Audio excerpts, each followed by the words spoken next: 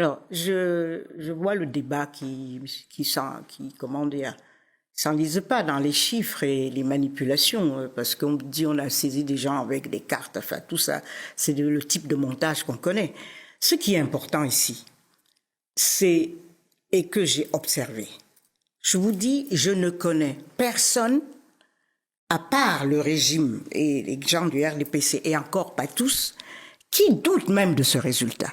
Je peux vous dire. Ah bon? Absolument.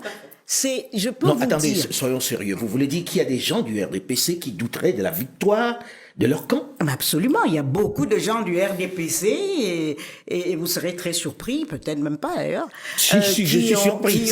qui ont voté pour Chiroma. Et ah oui. Cette année, je vous dis, il y a une situation spéciale. Et je crois qu'il ne faut pas perdre de vue qu'il s'agit d'un pays, le Cameroun.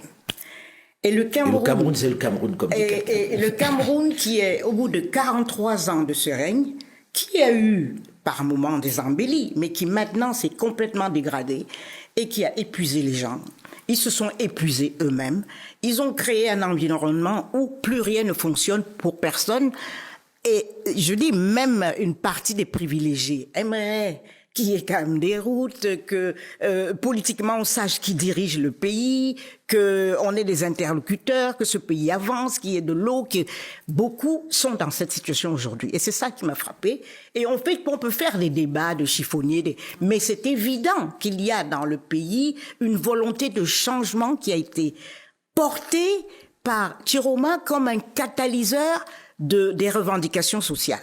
Parce que ce qui s'est passé, il va même au-delà de sa personne. Vous avez vu, au moment où Camto a été écarté, la population attendait une consigne. Qu'est-ce qu'on fait maintenant? Voilà, il y a une bonne partie de... Voilà. Il y avait quelque chose de flou, chacun ne savait pas comment se positionner.